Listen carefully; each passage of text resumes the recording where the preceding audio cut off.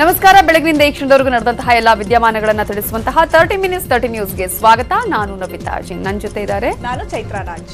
ಪ್ರತಿದಿನದಂತೆ ಈಗ ಕೂಡ ಮಳೆ ಸುರಿತಾ ಇದೆ ರಾಜಧಾನಿಯಲ್ಲಿ. ಹಾಗಾದ್ರೆ ಒಂದ್ ಕಡೆ ಬೆಂಗಳೂರಲ್ಲಿ ವರುಣನ ಆರ್ಭಟ ಆದ್ರೆ ಇನ್ನೊಂದು ಕಡೆ ಸಾಕಷ್ಟು ಉತ್ತರ ಕರ್ನಾಟಕದ ಭಾಗದಲ್ಲಿ ಕೂಡ ಮಳೆ ಪ್ರವಾಹದ ಅಬ್ಬರ ಜಾಸ್ತಿ ಆಗ್ತಾ ಇದೆ. ಅನೇಕ ಅವಾಂತರಗಳು ಆಗ್ತಾ ಇದೆ. ಜೊತೆಗೆ ಸಾಕಷ್ಟು ರಾಜಕೀಯ ವಿದ್ಯಮಾನಗಳು ಕೂಡ ನಡೀತಾ ಇದೆ. ಎಲ್ಲ ಸುದ್ದಿಗಳನ್ನು ಒಂದೊಂದಾಗಿ ನೋಡ್ತಾ ಹೋಗೋಣ. ಬೆಂಗಳೂರಲ್ಲಿ ಮಳೆಯ ಆರ್ಭಟ ಮುಂದುವರೆದಿದೆ. ಸಂಜೆಯಿಂದ ರಾಜಧಾನಿಯಲ್ಲಿ ವರುಣನ ಅಬ್ಬರ ಜಾಸ್ತಿಯಾಗಿದೆ. ಮಳೆಯಿಂದಾಗಿ ವಾಹನ ಸವಾರರಿಗೆ ಟ್ರಾಫಿಕ್ ಸಮಸ್ಯೆ ಉಂಟಾಗಿದೆ.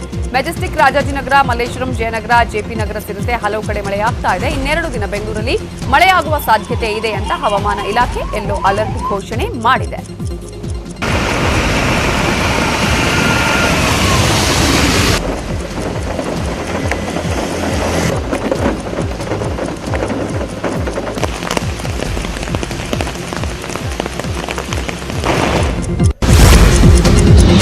ಹಾವೇರಿ ಜಿಲ್ಲೆಯಲ್ಲೂ ಮಳೆ ಅಬ್ಬರ ಜೋರಾಗಿದೆ. ಕಳೆದ ಒಂದೆರಡು ಗಂಟೆಯಿಂದ ನಿರಂತರವಾಗಿ ಧಾರಾಕಾರ ಮಳೆ ಸುರಿತಾ ಇದೆ. ಹಾನಗಲ್, ರಟ್ಟಿಹಳ್ಳಿ, ಹಿರೇಕೆರೂರ ತಾಲೂಕಿನಲ್ಲಿ ಗುಡುಗು ಸಹಿತ ಭಾರಿ ಮಳೆ ಆಗ್ತಾ ಇದೆ. ಮಳೆಗೆ ಗ್ರಾಮೀಣ ಜನರ ಜೀವನ ತತ್ತರಗೊಂಡಿದೆ. ತಗ್ಗು ಪ್ರದೇಶದ ಮನೆಗಳಿಗೆ ಮಳೆ ನೀರು ನುಗ್ಗಿದೆ. ಕೃಷಿ ಜಮೀನುಗಳಿಗೂ ಪ್ರಮಾದದ ನೀರು ನುಗ್ಗಿ ಅಪಾರ ಪ್ರಮಾಣದ ಬೆಳೆಗಳು ನಾಶವಾಗಿದೆ. ರಾಯಚೂರಲ್ಲಿ ಭಾರೀ ಮಳೆಗೆ ಜನ ಮನೆ ಮಠವನ್ನ ಕಳೆದುಕೊಂಡು ಬೀದಿಗೆ ಬಿದ್ದಿದ್ರು. ಈ ವೇಳೆ ನಿರಾಶ್ರಿತರಿಗೆ ಕಾಳಜಿ ಕೇಂದ್ರಗಳಲ್ಲಿ ಆಶ್ರಯ ನೀಡಲಾಗಿತ್ತು. ಆದರೆ ಕಾಳಜಿ ಕೇಂದ್ರಗಳಲ್ಲಿ ಮೂಲ ಸೌಕರ್ಯಗಳೇ ಇರಲಿಲ್ಲ. ಒಂದು ಹೊತ್ತಿನ ಊಟಕ್ಕೂ ಸಂತ್ರಸ್ತರು ಪರದಾಡ್ತಿದ್ರು. ಈ ಕುರಿತು ನಿಮ್ಮ ನ್ಯೂಸ್ 18 ಕನ್ನಡ ವರದಿ ಬಿತ್ತರಿಸ್ತಾ ಇದ್ದಂತೆ ಅಧಿಕಾರಿಗಳು ಎಚ್ಚೆತ್ತುಕೊಂಡಿದ್ದಾರೆ. ಜಿಲ್ಲಾಡಳಿತ ತಕ್ಷಣವೇ ಇಡಪನೂರಿನ ಕಾಳಜಿ ಕೇಂದ್ರಕ್ಕೆ 1 ತಿಂಗಳಿಗಾಗುವಷ್ಟು ರೇಷನ್ ಕಳುಹಿಸಿಕೊಟ್ಟಿದ್ದಾರೆ. ಅಲ್ಲದೆ ಮನೆಗಳಿದ್ದ ಜಾಗದಲ್ಲಿ ತಾತ್ಕಾಲಿಕವಾಗಿ ತಗಡಿನ ಮನೆಗಳನ್ನು ನಿರ್ಮಿಸಿಕೊಟ್ಟಿದ್ದಾರೆ. ಕಲಬುರಗಿ ಜಿಲ್ಲೆಯಲ್ಲಿ ಭೀಮಾ ನದಿಯಿಂದ ಭಾರೀ ಪ್ರವಾಹ ಉಂಟಾಗಿತ್ತು. ಈಗ ಸ್ವಲ್ಪ ಪ್ರವಾಹ ಇಳಿಕೆಯಾಗ್ತಾ ಇದೆ. ಆದರೆ ಪ್ರವಾಹ ಸಂಪೂರ್ಣವಾಗಿ ಇಳಿಕೆಯಾಗಿಲ್ಲ. ಆದರೆ ಇತ್ತ ಕಾಳಜಿ ಕೇಂದ್ರಗಳಿಗೆ ಅಧಿಕಾರಿಗಳು ಬೀಗ ಹಾಕಿದ್ದಾರೆ. ಪ್ರವಾಹದಿಂದಾಗಿ ಮನೆ ಮಠ ಕಳೆದುಕೊಂಡವರಿಗೆ ಜಿಲ್ಲೆಯ 160 ಕಡೆ ಕಾಳಜಿ ಕೇಂದ್ರಗಳನ್ನು ತೆರೆಯಲಾಗಿತ್ತು. ಪ್ರವಾಹ ಇಳಿಮುಖವಾಗಿರೋದ್ರಿಂದ ಈಗ ಕಾಳಜಿ ಕೇಂದ್ರಗಳನ್ನು ಬಂದ್ ಮಾಡಲಾಗ್ತಾ ಇದೆ.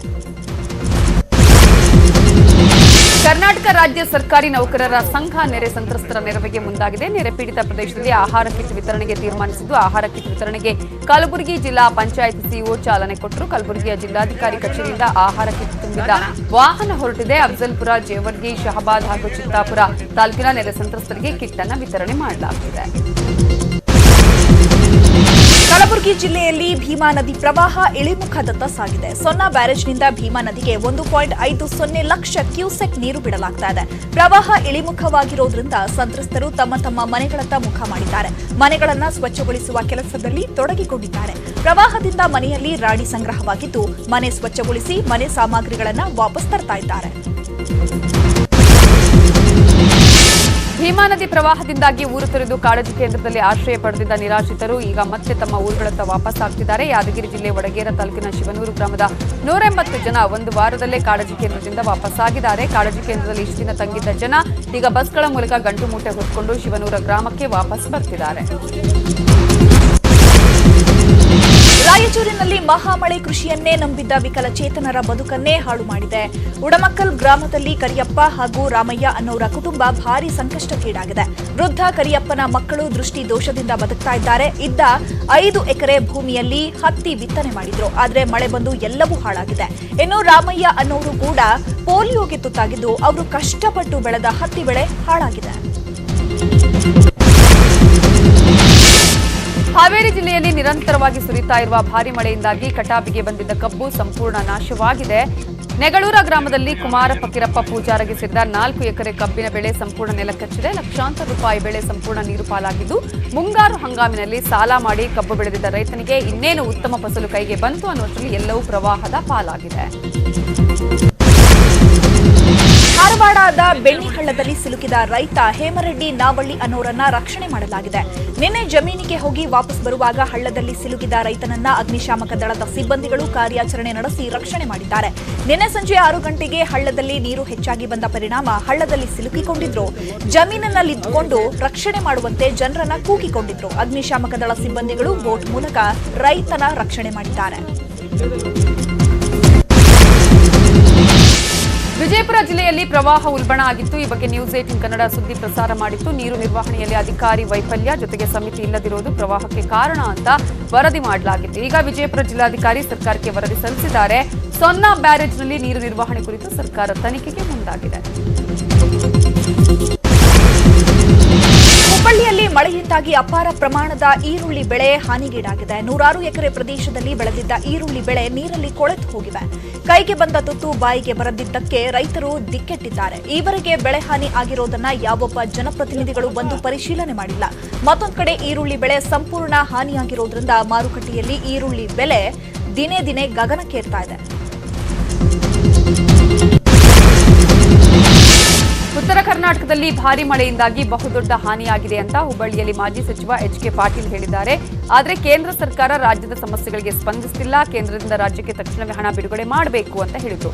ಇನ್ನು ಕಾಳಜಿ ಕೇಂದ್ರಗಳಲ್ಲಿ ನಿಷ್ಕಾಳಜಿ ಅಧಿಕಾರಿಗಳ ದರ್ಪ ಮುಂದುವರೆದಿದೆ. ಇಷ್ಟಾದರೂ ಸರ್ಕಾರ ಕಣ್ಮುಚ್ಚಿ ಕೀಳುತ್ತಿದೆ ಅಂತ ಕಿಡಿಕಾರಿದರು. ಏನು ನಿರಾಶ್ರಿತರಿದ್ರು ಆ ನಿರಾಶ್ರಿತರಿಗೆ ಕನಿಷ್ಠವಾಗಿರ್ತಕ್ಕಂಥ ಸೌಲಭ್ಯ ಅವರು ತೊಂದರೆಯಲ್ಲಿ ಸಿಕ್ಕಾಗ 7 ದಿವಸಗಳವರೆಗೆ ನೀರೊಳಗೆ ಸಿಕ್ಕಾಗ ಅವ್ರನ್ನ ರೆಸ್ಕ್ಯೂ ಮಾಡ್ತಕ್ಕಂಥ ಯಾವುದೇ ಒಂದು ತಕ್ಷಣದ ಎಮರ್ಜೆಂಟ್ ವರ್ಕನ್ನು ರಾಜ್ಯ ಸರ್ಕಾರ ಕೈಗೊಳ್ಳಿಲ್ಲ. ಆ ನಿರಾಶ್ರಿತರಿಗೆ ಗಂಜಿ ಕೊಡದಷ್ಟು ಅಶಕ್ತ ಸರ್ಕಾರ ಆಗಿಬಿಟ್ರೆ ಯಾರನ್ನ ಜನರನ್ನ ಕಾಪಾಡೋದು? ಏನು ನಿರಾಶ್ರಿತರಿದ್ರು ಆ ನಿರಾಶ್ರಿತರಿಗೆ ರಾಜ್ಯದಲ್ಲಿ ಮೊದಲ ಬಾರಿಗೆ ಕೊರೋನಾದಿಂದ ಮೃತಪಟ್ಟ ವ್ಯಕ್ತಿಯೊಬ್ಬರ ಪೋಸ್ಟ್ ಮಾರ್ಟಂ ಮಾಡಲಾಗಿದೆ. ಈ ಪೋಸ್ಟ್ ಮಾರ್ಟಂನಲ್ಲಿ ಬೆಚ್ಚಿ ಬೀಳಿಸುವ ಅಂಶ ಗೊತ್ತಾಗಿದೆ. ವಿಧಿವಿಜ್ಞಾನ ತಜ್ಞ ಡಾಕ್ಟರ್ ದಿನೇಶ್ ರಾವ್ ಅವರು ಕೊರೋನಾದಿಂದ ಸತ್ತ ವ್ಯಕ್ತಿಯ ಮರಣೋತ್ತರ ಪರೀಕ್ಷೆ ನಡೆಸಿದ್ದಾರೆ. ಕೋವಿಡ್ನಿಂದ ಮೃತಪಟ್ಟವರ ಅಂಗಾಂಗ ಹಾನಿಯಾಗಿರೋದು ಮರಣೋತ್ತರ ಪರೀಕ್ಷೆಯಲ್ಲಿ ಗೊತ್ತಾಗಿದೆ. ಸಾಮಾನ್ಯ ವ್ಯಕ್ತಿ ಸತ್ತ ಮೇಲೂ ಮೃದುವಾಗಿರುತ್ತಿದ್ದ ಶ್ವಾಸಕೋಶ ಕೊರೋನಾದಿಂದ ಸತ್ತವನ ದೇಹದಲ್ಲಿ ಕಾರ್ಕ್ನಷ್ಟು ಗಟ್ಟಿಯಾಗಿರುವುದು ಗೊತ್ತಾಗಿದೆ. ಅಲ್ಲದೆ ಮೆದುಳು, ಹೃದಯ, ಲಿವರ್, ಶ್ವಾಸನಾಳ ಸೇರಿದಂತೆ ಹಲವು ಅಂಗಾಂಗಗಳು ಡ್ಯಾಮೇಜ್ ಆಗಿರುವುದು ಗೊತ್ತಾಗಿದೆ. ಇನ್ನು ವ್ಯಕ್ತಿ ಸತ್ತ 16 ಗಂಟೆಗಳ ಬಳಿಕವೂ ಕೊರೋನಾ ಜೀವಂತ ಆಗಿರುವುದು ಕಂಡು ಬಂದಿದೆ. ಪರೀಕ್ಷೆಯಲ್ಲಿ ಕೆಲವು ಅಂಶಗಳು ಕಂಡು ಬಂದಿದೆ. ಇದು ಒಂದು ಆತಂಕಕಾರಿ ಮತ್ತು ಕುತೂಹಲಕಾರಿ. ಇದರ ರಿಸಲ್ಟ್ ತುಂಬಾ ಆತಂಕಕಾರಿನೂ ಇತ್ತು. ಯಾಕಂದ್ರೆ ಮೂಗು ಮತ್ತೆ ಬಾಯಿನಲ್ಲಿರ್ತಕ್ಕಂಥ ಸ್ವ್ಯಾಬ್ನಲ್ಲಿ ವೈರಾಣುಗಳು ಕಂಡು ಬಂದಿದೆ. ಅದು ಏನು 16-18 ಗಂಟೆ ಸತ್ತ ನಂತರ. ಸೊ ಇದು ಒಂದು ಆತಂಕಕಾರಿ ಬೆಳವಣಿಗೆ. ಕೊರೋನಾ ಹೆಮ್ಮಾರಿ ನಡುವೆಯೂ ಕರ್ತವ್ಯ ನಿರ್ವಹಿಸಿದ್ದ ಪೊಲೀಸರೇ ನಿಜವಾದ ಕೊರೋನಾ ವಾರಿಯರ್ ಅಂತ ಗೃಹ ಸಚಿವ ಬಸವರಾಜ ಬೊಮ್ಮಾಯಿ ಹೇಳಿದ್ದಾರೆ. ರಾಜ್ಯದಲ್ಲಿ ಕೊರೋನಾಗೆ ಪೊಲೀಸರು ಪ್ರಾಣ ತೆತ್ತಿದ್ದಾರೆ. ಪೊಲೀಸರ ಪ್ರಾಣಗಳನ್ನು ಉಳಿಸಿಕೊಳ್ಳೋದಕ್ಕೆ ಆಗಲಿಲ್ಲ ಅನ್ನುವ ನೋವು ನನ್ನನ್ನು ಕಾಡ್ತಾ ಇದೆ. ಪೊಲೀಸರು ದೊಡ್ಡ ಕುಟುಂಬ ಇದ್ದಂತೆ. ಬೇರೆ ಇಲಾಖೆಯಲ್ಲಿ ಯಾರಿಗಾದ್ರೂ ತೊಂದರೆಯಾದರೆ ಪೊಲೀಸ್ ಇಲಾಖೆ ಸ್ಪಂದಿಸುತ್ತೆ. ನಿಜವಾದ ಕೊರೋನಾ ವಾರಿಯರ್ಸ್ ಪೊಲೀಸರೇ ಅಂತ ಬೊಮ್ಮಾಯಿ ಹೇಳಿದರು. ನಿಜವಾದಂಥ ಕೊರೋನಾ ವಾರಿಯರ್ಸ್ ಯಾರಾದರೂ ಪೊಲೀಸರು ಬಿಟ್ಟರೆ ಯಾರೂ ಇಲ್ಲಪ್ಪ. ನಾವೆಲ್ಲ ನಿಮ್ಮ ಜೊತೆಗಿದ್ದೀವಿ. ನಿಮ್ಮ ಕಷ್ಟದಲ್ಲಿ ನಾವು ಭಾಗಿಯಾಗ್ತೇವೆ ಅನ್ನುವಂಥ ಸಂದೇಶ ಸರ್ಕಾರದಿಂದ ಇಲಾಖೆಯಿಂದ ಹೋಗೋದು ಭಾಳ ಅಗತ್ಯ ಇದೆ. ಇಲಾಖೆಯ ಮಂತ್ರಿಯಾಗಿ ಇದನ್ನು ನಾನು ತಡೆಯಕ್ಕೆ ಸಾಧ್ಯವಾಗಿಲ್ಲ ಅನ್ನುವಂಥ ಒಂದು ಅಪರಾಧ. ವಾಲ್ಮೀಕಿ ಸಮುದಾಯ 7.5% ಮೀಸಲಾತಿಗೆ ಪಟ್ಟು ಹಿಡಿದಿದೆ. ವಾಲ್ಮೀಕಿ ಸಮುದಾಯದ ನಾಯಕರು ಸಿಎಂ ಬಿಎಸ್ವೈ ಅವರನ್ನ ಕಾವೇರಿ ನಿವಾಸದಲ್ಲಿ ಭೇಟಿಯಾದರು. ಸಚಿವರಾದ ರಮೇಶ್ ಜಾರಕಿಹೊಳಿ ಹಾಗೂ ಶ್ರೀರಾಮುಲು ನೇತೃತ್ವದಲ್ಲಿ ಸಿಎಂ ಭೇಟಿಯಾಗಿ ಶೀಘ್ರವೇ ನ್ಯಾಯಮೂರ್ತಿ ನಾಗಮೋಹನ್ ದಾಸ್ ಆಯೋಗದ ವರದಿ ಜಾರಿ ಮಾಡಿ ಪರಿಶಿಷ್ಟ ಪಂಗಡಕ್ಕೆ 7.5% ಮೀಸಲಾತಿ ಹೆಚ್ಚಿಸುವಂತೆ ಮನವಿಯನ್ನ ಸಲ್ಲಿಸಿದ್ದಾರೆ. ಆರ್ಆರ್ ನಗರ ಬೈ ಎಲೆಕ್ಷನ್ ಅಖಾಡದಲ್ಲಿ ಪ್ರಚಾರದ ಅಬ್ಬರ ಜೋರಾಗಿದೆ. ಕಾಂಗ್ರೆಸ್ ಅಭ್ಯರ್ಥಿ ಕುಸುಮಾ ಪರ ಡಿಕೆ ಶಿವಕುಮಾರ್ ಪ್ರಚಾರದ ರ್ಯಾಲಿ ನಡೆಸಿದರು. ಕಾಂಗ್ರೆಸ್ ಪ್ರಚಾರ ರ್ಯಾಲಿಯಲ್ಲಿ ಬಿಜೆಪಿ ಸರ್ಕಾರದ ವಿರುದ್ಧ ಡಿಕೆಶಿ ಕಿಡಿಕಾರಿದರು. ಕೊರೋನಾ ಸಂಕಟದಲ್ಲಿ ರಾಜ್ಯ ಸರ್ಕಾರ ಘೋಷಣೆ ಮಾಡಿದ ಪ್ಯಾಕೇಜ್ ಫಲಾನುಭವಿಗಳಿಗೆ ಸಿಕ್ಕಿಲ್ಲ. ಕೊರೋನಾ ವೇಳೆ ಎಲ್ಲದರಲ್ಲೂ ದುಡ್ಡು ಹೊಡೆದಿದ್ದಾರೆ ಅಂತ ಡಿಕೆಶಿ ವಾಗ್ದಾಳಿಯನ್ನ ಮಾಡಿದರು. ಶಿರಾ ಬೈ ಎಲೆಕ್ಷನ್ ಅಖಾಡದಲ್ಲೂ ಪ್ರಚಾರ ಅಬ್ಬರ ಜೋರಾಗಿದೆ. ಶಿರಾದ ಮಾನಂಗಿ ತಾಂಡ್ಯದಲ್ಲಿ ವಿಪಕ್ಷ ನಾಯಕ ಸಿದ್ದರಾಮಯ್ಯ ಟಿಬಿ ಜಯಚಂದ್ರ ಪರ ಪ್ರಚಾರ ನಡೆಸಿದ್ರು. ಈ ಹಿಂದೆ ಕಾಂಗ್ರೆಸ್ ಸರ್ಕಾರ ಕೊಟ್ಟ ಹಲವು ಭಾಗ್ಯಗಳನ್ನು ಆಧರಿಸಿ ಜನ ಮತ ಹಾಕ್ತಾರೆ ಅಂದ್ರು. ಪ್ರಚಾರದ ಉದ್ದಕ್ಕೂ ಸಿದ್ದರಾಮಯ್ಯ ಸರ್ಕಾರದ ವಿರುದ್ಧ ವಾಗ್ದಾಳಿಯನ್ನ ನಡೆಸಿದ್ರು. ಇನ್ನು ನಳಿನ್ ಕುಮಾರ್ ಕಟೀಲ್ ಇಬ್ಬರ ಮಧ್ಯೆ ಹುಳಿ ಹಿಂಡುವ ಕೆಲಸ ಮಾಡ್ತಾರೆ. ಅವರಿಗೆ ರಾಜಕೀಯ ಜ್ಞಾನ ಕಡಿಮೆ. ಅವರೊಬ್ಬರು ಯಕಶ್ಚಿತ್ ರಾಜಕಾರಣಿ ಅಂತ ಹೇಳಿದ್ದಾರೆ ಸಿದ್ದರಾಮಯ್ಯ. ಆನ್ಲೈನ್ ಶಿಕ್ಷಣದಿಂದ ಮಕ್ಕಳ ಕಣ್ಣಿಗೆ ತೊಂದರೆ ಆಗ್ತಿದೆ ಅಂತ ನೇತ್ರ ತಜ್ಞರು ವರದಿ ಕೊಟ್ಟಿದ್ದಾರೆ. ಹೀಗಾಗಿ ಆನ್ಲೈನ್ ಶಿಕ್ಷಣಕ್ಕೆ ಹೊಸ ಮಾರ್ಗಸೂಚಿ ಹೊರಡಿಸಲು ರಾಜ್ಯ ಸರ್ಕಾರ ನಿರ್ಧಾರ ಮಾಡಿದೆ. ತಜ್ಞರ ವರದಿ ಸಲಹೆಯ ಮೇರೆಗೆ ಮಾರ್ಗಸೂಚಿ ಬದಲಾವಣೆ ಮಾಡಲು ಸಾರ್ವಜನಿಕ ಶಿಕ್ಷಣ ಇಲಾಖೆ ಆಯುಕ್ತರಿಗೆ ಶಿಕ್ಷಣ ಸಚಿವ ಸುರೇಶ್ ಕುಮಾರ್ ಪತ್ರ ಬರೆದಿದ್ದಾರೆ. ತಜ್ಞರ ಸಲಹೆ ಮೇರೆಗೆ ಮಾರ್ಗಸೂಚಿ ಸಿದ್ಧಪಡಿಸಿ ರಾಜ್ಯದ ಎಲ್ಲಾ ಶಾಲೆಗಳಿಗೆ ವಿವರವಾದ ಸುತ್ತೋಲೆ ಕಳುಹಿಸುವಂತೆ ಸೂಚನೆ ನೀಡಲಾಗಿದೆ. ಕಳೆದ 7 ತಿಂಗಳಿನಿಂದ ಕೊರೋನಾ ಹೊಡೆತಕ್ಕೆ ಕೈಗಾರಿಕಾ ಉದ್ಯಮಗಳು ನಲುಗಿ ಹೋಗಿವೆ. ಚನ್ನಪಟ್ಟಣದ ಗೊಂಬೆಗಳು ವಿಶ್ವದಲ್ಲೇ ಪ್ರಸಿದ್ಧಿಯಾಗಿವೆ. ಆದರೆ ಕೊರೋನಾ ಹೊಡೆತಕ್ಕೆ ಚನ್ನಪಟ್ಟಣದ ಗೊಂಬೆಗಳ ಉದ್ಯಮವೂ ಕೂಡ ಪಾತಾಳಕ್ಕೆ ಬಿದ್ದಿದೆ. ವಿಶ್ವದ ಮೂಲೆ ಮೂಲೆಗೂ ರಫ್ತಾಗ್ತಾ ಇದ್ದ ಇಲ್ಲಿನ ಗೊಂಬೆಗಳು ಈಗ ಟಾಯ್ಸ್ ಶೋ ರೂಮ್ಸ್ಗಳಲ್ಲೇ ಧೂಳಿಡಿತಾ ಇವೆ. ದಸರಾ ಆರಂಭಕ್ಕೆ 2 ತಿಂಗಳು ಇದ್ದಂತೆ ಇಲ್ಲಿನ ಗೊಂಬೆಗಳಿಗೆ ಸಾಕಷ್ಟು ಬೇಡಿಕೆ ಇರ್ತಾ ಇತ್ತು. ಆದರೆ ಈ ಬಾರಿಯ ದಸರಾಗೆ ಗೊಂಬೆಗಳು ಮಾರಾಟವಾಗದೆ ಕರಕುಶಲಕರ್ಮಿಗಳು ಬದುಕು ಅತಂತ್ರವಾಗಿದೆ. ಚನ್ನಪಟ್ಟಣದ ಗೊಂಬೆಯ ಸುದ್ದಿಯಿಂದ ಹಿಡಿದು ವಿಶ್ವದೆಲ್ಲೆಡೆ ನಡೀತಾ ಇರುವಂತಹ ಯಾವುದೇ ಸುದ್ದಿ ಆದ್ರೂ ಕ್ಷಣ ಮಾತ್ರದಲ್ಲಿ ಸಮಗ್ರವಾಗಿ ತಿಳ್ಕೋಬೇಕು ಅನ್ನೋದಾದ್ರೆ news18kannada.comಗೆ ಲಾಗಿನ್ ಮಾಡಿದ್ರೆ ಎಲ್ಲಾ ಸುದ್ದಿಗಳು ಸಮಗ್ರವಾಗಿ ನಿಮಗೆ ಸಿಗುತ್ತೆ. ಇನ್ನುಳಿದ ಸುದ್ದಿ ನೋಡೋಣ ಬ್ರೇಕ್ ಆದ್ಮೇಲೆ. ವೈದ್ಯರ ಹಾವಳಿ ಹೆಚ್ಚಾಗ್ತಿದೆ. ನ್ಯೂಸ್18 ಕನ್ನಡ ರಹಸ್ಯ ಕಾರ್ಯಾಚರಣೆಯಲ್ಲಿ ನಕಲಿ ವೈದ್ಯರ ದಂಧೆ ಬಯಲಿಗೆಳೆದಿದೆ. ಒಕ್ಕಲೇರಿ ಗ್ರಾಮದಲ್ಲಿ ಮಾಡರ್ನ್ ಹೆಲ್ತ್ ಕೇರ್ನಲ್ಲಿ ಅನುಮತಿ ಪಡೆದಿರೋ ಡಾಕ್ಟರ್ ಬದಲಾಗಿ ಬೇರೊಬ್ಬ ನಕಲಿ ವೈದ್ಯ ಚಿಕಿತ್ಸೆ ನೀಡ್ತಾ ಇರುವುದು ಬೆಳಕಿಗೆ ಬಂದಿದೆ. ಕಾಶಿಫ್ ಇಮ್ರಾನ್ ಅನ್ನೋರು MBBS ಪದವಿ ದಾಖಲೆಗಳನ್ನ ನೀಡಿ ಚಿಕಿತ್ಸೆ ನೀಡಲು ಪರವಾನಗಿ ಪಡೆದುಕೊಂಡಿದ್ದು, ಆದರೆ ಕ್ಲಿನಿಕ್ನಲ್ಲಿ ಕಾಶಿಫ್ ಸಾಹೇಬರ ಬದಲು ನಕಲಿ ವೈದ್ಯ ಶೌಕತ್ ಅಲಿ ಚಿಕಿತ್ಸೆ ಕೊಡ್ತಾ ಇದ್ದಾನೆ. ಕಲಬುರಗಿಯ ಜಿಲ್ಲಾ BCM ಹುದ್ದೆಗೆ ಕಿತ್ತಾಟ ಶುರುವಾಗಿದೆ. ರಮೇಶ್ ಸಂಘ ಮತ್ತು ದೇವೇಂದ್ರ ಬಿರಾದರ್ ನಡುವೆ ಜಟಾಪಟಿ ನಡೆದಿದ್ದು, ರಮೇಶ್ ಸಂಘ ವಿರುದ್ಧ ದೇವೇಂದ್ರ ಬಿರಾದರ್ ಕಲಬುರಗಿ ಸ್ಟೇಷನ್ ಬಜಾರ್ ಠಾಣೆಗೆ ದೂರು ಕೊಟ್ಟಿದ್ದಾರೆ. ಯಾವುದೇ ಆದೇಶವಿಲ್ಲದೆ ಬಂದು ತಮ್ಮ ಕುರ್ಚಿ ಮೇಲೆ ಕುಳಿತಿದ್ದಾರೆ ಅಂತ ದೂರು ಕೊಟ್ಟಿದ್ದಾರೆ. ಇಬ್ಬರು ಒಂದೇ ಕಚೇರಿಯಲ್ಲಿ ಕರ್ತವ್ಯ ನಿರ್ವಹಿಸಿದ್ದಾರೆ. ಒಂದೇ ಸ್ಥಾನದಲ್ಲಿ ಇಬ್ಬರು ಬಂದು ಕುಳಿತಿರುವುದರಿಂದ ಕೆಳ ಹಂತದ ಅಧಿಕಾರಿಗಳಿಗೆ ತಲೆನೋವಾಗಿದೆ. ಉತ್ತರ ಕನ್ನಡ ಜಿಲ್ಲೆಯಲ್ಲಿ ರಾಷ್ಟ್ರೀಯ ಹೆದ್ದಾರಿ ಅಗಲೀಕರಣ ಪ್ರಕ್ರಿಯೆ ಭರದಿಂದ ಸಾಗಿದೆ. ಕೊರೋನಾ ಸಂದರ್ಭದಲ್ಲಿ ಮಂದಗತಿಯಲ್ಲಿ ಸಾಗ್ತಿದ್ದ ಕಾಮಗಾರಿ ಇದೀಗ ಚುರುಕುಗೊಂಡಿದೆ. ಕಾರವಾರದ ಬಿಣಾಗ ಹಾಗೂ ಆಲಿಗದ್ದ ಗ್ರಾಮದ ಬಳಿ 2 ಟನಲ್ ನಿರ್ಮಾಣ ಕಾರ್ಯ ಬಹುತೇಕ ಪೂರ್ಣಗೊಳ್ತಾ ಇದೆ. 350 ಮೀಟರ್ ಉದ್ದದ ಟನಲ್ ನಿರ್ಮಿಸುತ್ತಿದ್ದು, ಇದರಲ್ಲಿ ಈಗಾಗಲೇ 1 ಟನಲ್ ಪೂರ್ಣಗೊಂಡಿದೆ. ಇದೇ ಮೊದಲ ಬಾರಿಗೆ ಹೆದ್ದಾರಿಗೆ ಟನಲ್ ನಿರ್ಮಾಣವಾಗಿದ್ದು, ಸಾರ್ವಜನಿಕರನ್ನ ಆಕರ್ಷಣೆ ಮಾಡ್ತಾ ಇದೆ. ಕಳೆದ 26 ವರ್ಷಗಳಿಂದ ಹೊರಗುತ್ತಿಗೆ ನೌಕರರಾಗಿ ಸೇವೆ ಸಲ್ಲಿಸುತ್ತಿರುವ ಪೌರ ಕಾರ್ಮಿಕರನ್ನ ಕಾಯಂಗೊಳಿಸುವಂತೆ ಆಗ್ರಹಿಸಿ ಪ್ರತಿಭಟನೆ ನಡೆಸಲಾಯಿತು. ಕಲಬುರಗಿ ಮಹಾನಗರ ಪಾಲಿಕೆ ಪೌರ ಕಾರ್ಮಿಕರು ಜಿಲ್ಲಾಧಿಕಾರಿ ಕಚೇರಿ ಎದುರು ಪ್ರತಿಭಟನೆ ನಡೆಸಿ ರಾಜ್ಯ ಸರ್ಕಾರದ ವಿರುದ್ಧ ಘೋಷಣೆ ಕೂಗಿದ್ರು. ನಮ್ಮ ಬೇಡಿಕೆ ಈಡೇರಿಸದೇ ಇದ್ದಲ್ಲಿ ಉಗ್ರ ಹೋರಾಟ ಮಾಡುವುದಾಗಿ ಸರ್ಕಾರಕ್ಕೆ ಎಚ್ಚರಿಸಿದರು.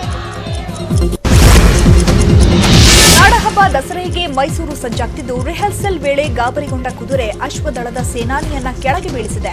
ಎಂದಿನಿಂದ ಅರಮನೆಯ ಆವರಣದಲ್ಲಿ ಜಂಬೂ ಸವಾರಿ ತಾಲೀಮು ನಡೆಯುವ ವೇಳೆ ಗಾರ್ಡ್ ಆಫ್ ಹಾನರ್ ಪುಷ್ಪಾರ್ಚನೆ ತಾಲೀಮು ವೇಳೆ ಗಜಪಡೆ ಕ್ಯಾಪ್ಟನ್ ಅಭಿಮನ್ಯು ಜೊತೆ 20ಕ್ಕೂ ಹೆಚ್ಚು ಕುದುರೆಗಳು ಭಾಗಿಯಾಗಿದ್ವು. ರಿಹರ್ಸಲ್ ವೇಳೆ ಗಾಬರಿಗೊಂಡ ಕುದುರೆ ಅಶ್ವದಳದ ಸೇನಾನಿಯನ್ನ ಕೆಳಗೆ ಬೀಳಿಸಿದೆ.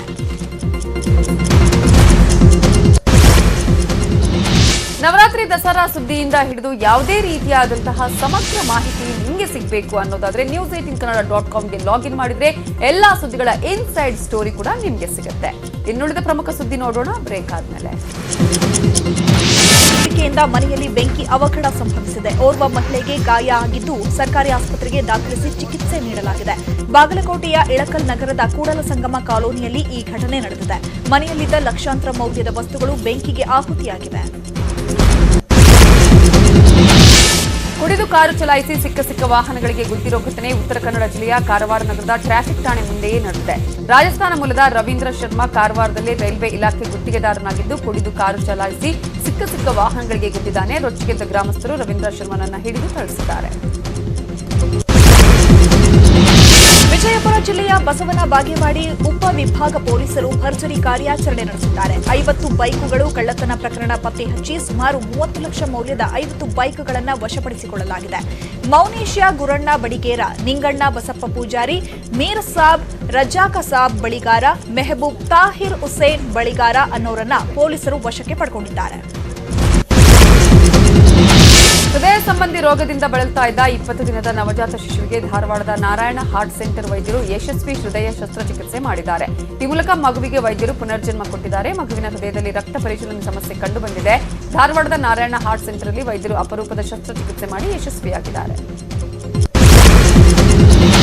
ದಿವಂಗತ ನಟ ಚಿರಂಜೀವಿ ಸರ್ಜಾ ಪತ್ನಿ ಮೇಘನಾ ರಾಜ್ ಗಂಡು ಮಗುವಿಗೆ ಜನ್ಮ ನೀಡಿದ್ದಾರೆ. ಚಿರು ಮತ್ತೆ ಹುಟ್ಟು ಬಂದಿದ್ದಾರೆ ಅಂತ ಸರ್ಜಾ ಕುಟುಂಬ ಸಂಭ್ರಮದಲ್ಲಿದೆ.